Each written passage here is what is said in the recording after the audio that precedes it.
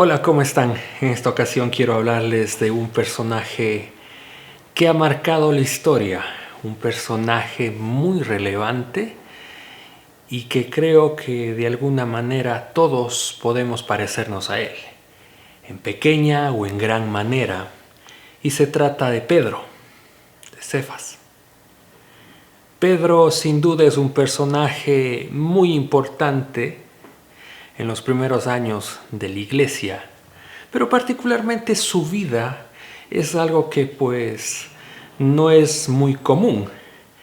Y resulta que pues cuando Jesús caminaba a orillas del mar de Galilea, como lo encontrábamos en Mateo 4, versos 18, y se encuentra con dos hombres, y uno de ellos es Pedro.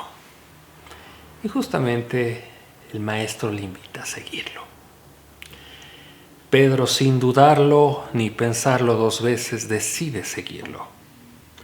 Y es algo que me llama mucho la atención, porque alguien de pronto se acerca y dice, sígueme.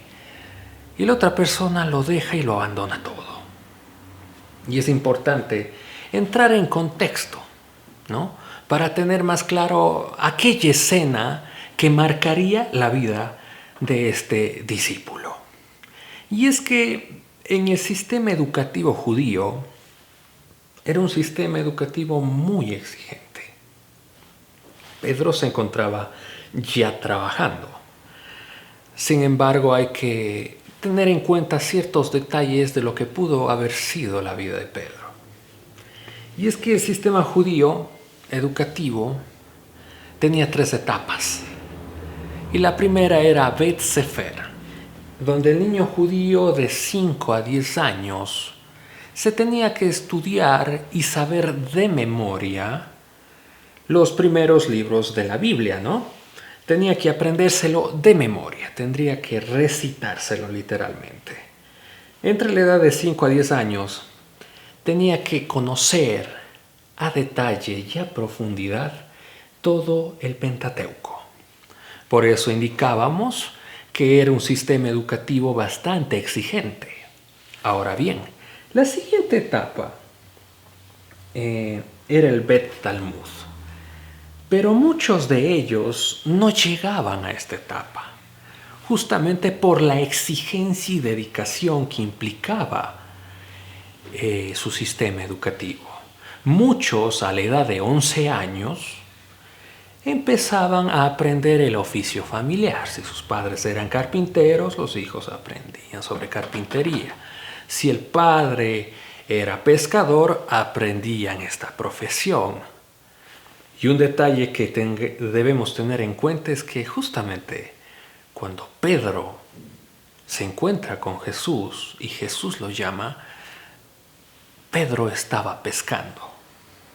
Lo que nos da a entender que pues a Pedro no le fue tan bien en los estudios. Pedro no precisamente era ese muchacho dedicado. Pero continuemos analizando estos puntos importantes de cómo eran educados los niños en esta época.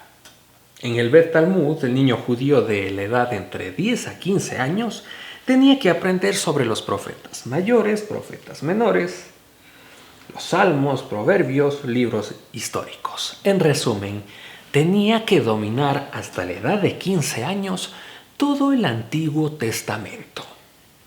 Nada fácil, algo muy retador y sobre todo para aquellos que lo apasionaban y se dedicaban al 100%.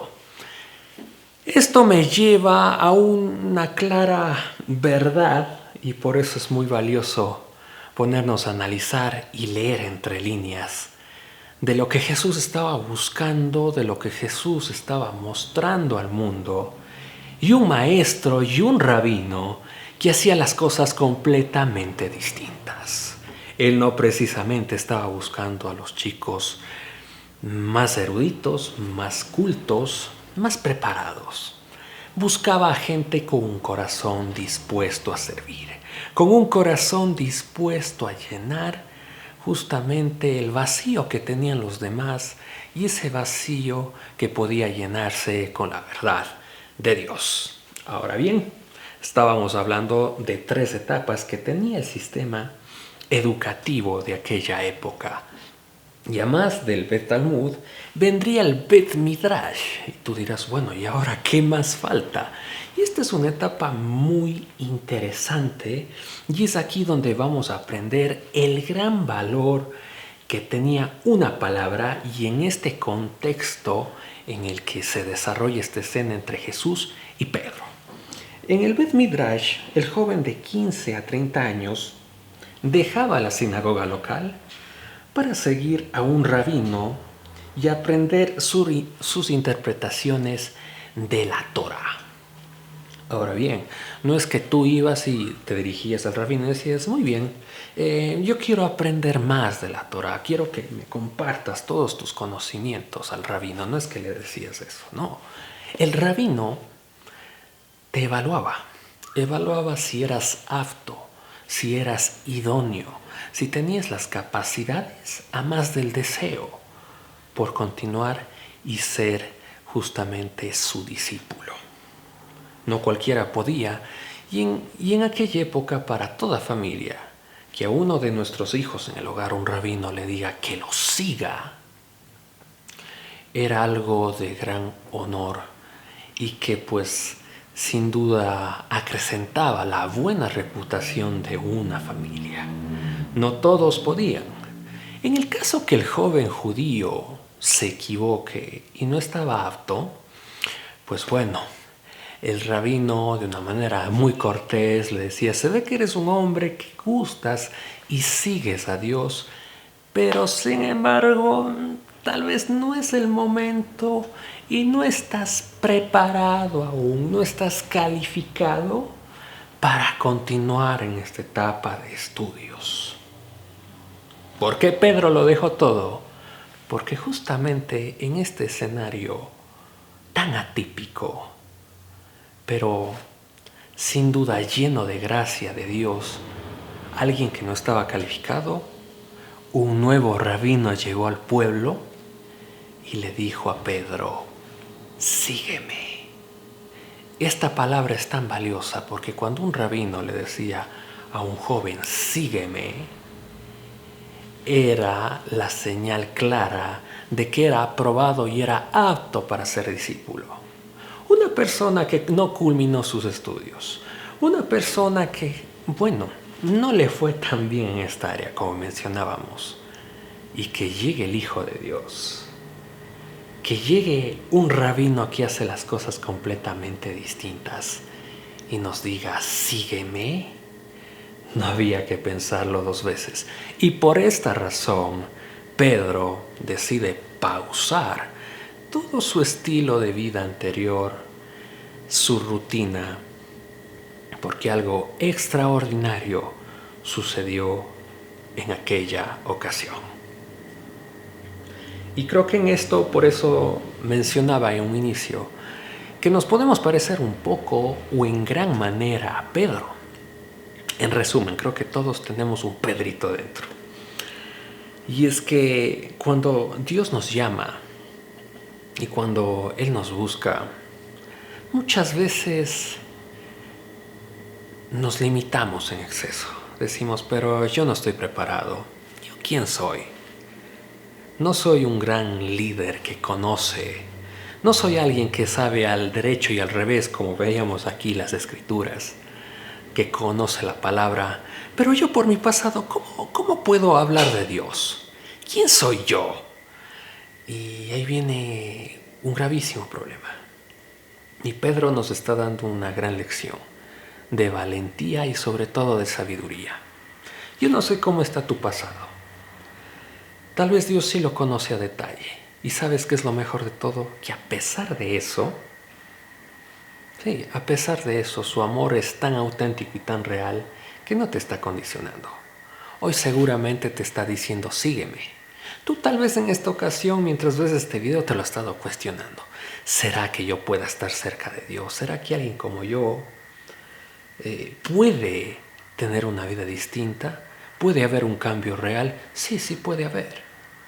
Y no solo eso, no solo va a haber un cambio en ti, sino en toda la gente que está a tu alrededor. Creo que hoy Dios lo que te quiere decir, por medio de lo que estábamos viendo, es que quiere hacer muchas cosas. Y para ello necesita muchas manos y muchos pies en este mundo. Y tu labor es trascendental. Deja de dudar. En buena hora para aquellos que están viendo esto y dicen, sí, yo no dudé, lo estoy siguiendo. Pero como humanos también tenemos, a más de virtudes, tenemos defectos. Y de más está decir que justamente encontramos en la palabra cuando Pedro decide negar al maestro, ¿no? Pedro justamente niega a Jesús y en Mateo capítulo 26, versos 69 en adelante, vamos a ver de todo lo que Pedro empieza a negar. Pedro lo niega en 3 ocasiones. El maestro le indica lo que va a suceder. Pero sin embargo, Pedro me muestra otra característica en donde nos podemos asemejar mucho a él, y es la duda. Pedro dudó. Pedro tuvo miedo. Pedro tuvo mucho miedo. Y la duda y el miedo muchas veces van de la mano. Van de la mano y es algo que puede desmoronar muchas veces las cosas y los planes que Dios tiene para ti. Pedro, me pongo a pensar y digo, ¿cómo es que alguien que convivió con el maestro, de primera mano fue su discípulo y falla? Muchas veces el conocimiento no equivale a sabiduría. Sabiduría es hacerlo. Pedro llevaba mucho conocimiento. Sin embargo, lo practicó, pudo ver de primera mano todo el poder divino del maestro al hacer tantos milagros. Pero cuando nosotros dudamos, por más que conozcamos, por más que siempre nos congreguemos todo el tiempo, pero si no lo vivimos en verdad y empoderamos a la duda, de nada sirve. De nada sirve. Más adelante, como conoceremos en rasgos generales, el maestro es crucificado. El maestro es crucificado, el maestro resucita.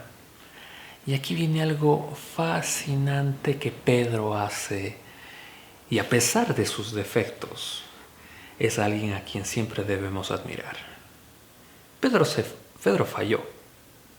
Pedro se equivocó. Y si te fijas, en más de una ocasión, Pedro dudó. Pedro en la barca también se hundió. Y es algo a tener en cuenta. Pedro no dudó cuando vio en esta escena al maestro caminando sobre las aguas. Pedro no dudó de quién dijo, ven, nuevamente, esta palabra, sígueme, tan trascendental. Pedro dudó de él mismo. Pedro dudó de él. Pedro por eso se hundió, no por otro motivo. Y a pesar de que se haya equivocado tanto, hay 2 puntos importantes a tener en cuenta. El maestro siempre está con los brazos abiertos. Pedro, cuando se hundió, el maestro lo levantó. Dijo, hombre de poca fe, ¿por qué dudaste? Una vez más, la duda puede ser el peor enemigo para toda persona en la faz de esta tierra. Pedro nuevamente se equivoca al negar al maestro 3 veces. El maestro resucita y Pedro regresa nuevamente. Es lo importante de él. Pedro se arrepintió. Pedro no solo se sintió mal. Arrepentirse es dejar de hacer o pausar lo que me aplazaba de aquel lugar que sí aporte en mi vida. Eso es arrepentirse. El arrepentimiento es dejar de hacer o cortar lo que no suma en mi vida, lo que no edifica. Pedro volvió a ser el hombre de antes. Pero cuando el maestro nuevamente aparece, Pedro una vez más, decide seguir al Maestro. Y algo importante que quisiera invitarte a hacer, más que comentártelo porque ahí va a estar más a detalle, de tantas cosas extraordinarias que Pedro hizo, es el tema del libro de Hechos. En el libro de Hechos vamos a ver de las cosas extraordinarias que hizo Pedro cuando decidió ya no dudar más. Pedro hace cosas increíbles. Y con todo este resumen que hemos ido tocando en este timeline breve que hemos tenido en este video, quisiera indicarte una cosa. Cristo no está buscando precisamente a los más grandes genios. En buena hora, si te has podido cultivar en el conocimiento, en tus estudios, en el ámbito laboral, eres una persona en éxito, en buena hora. Qué bien por ello. Y no por eso estoy diciendo que tú no puedas ser un instrumento para la gran obra de Dios que sigue día tras día. Quiero hacer un énfasis especial en aquellas personas que se subestiman en demasía. Se subestiman a un nivel extremo, tienen defectos como todos, pero los maximizan. O tienes carencias, o te faltó determinadas cosas. Mira, Pedro. Aquí las cosas se hacen distintas porque nuestro maestro y nuestro modelo es distinto. Cristo buscó hacer las cosas completamente a lo que se supone o a lo que la tradición implicaba. Él no viene con tradiciones, Él viene con amor y misericordia hacia tu vida. Otro punto en donde nos podemos parecer mucho a Pedro, en nuestros defectos y puntualmente en la duda, o cuando nos equivocamos. Llegamos a fallar y decimos, de aquí ya no hay salida. ¿A dónde voy? Ya no puedo volver. Pedro pensó eso por un momento, pero algo muy sabio de esta persona llena de defectos es que no cuestionó nuevamente cuando el maestro volvió a aparecer y decidió volverlo a seguir. ¿Sabes qué es lo interesante de ahora? Que Dios y su Hijo son la esencia misma del amor. En ellos siempre existirá misericordia. Así que a tu mente, cuando empiece a maquinar mucho la duda, indícale estas dos características hermosas de Dios y de su Hijo.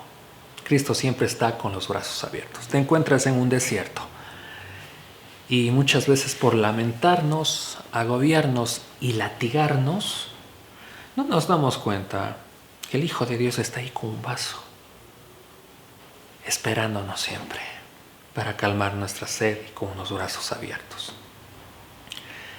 Así que, una vez más, no depende cuánto tenga, cuántas carencias tenga en mi vida, no depende cuán perfecto sea, sino cuán sabio soy para incluso cuando me equivoco, nuevamente decido volver al camino y seguir a Jesús.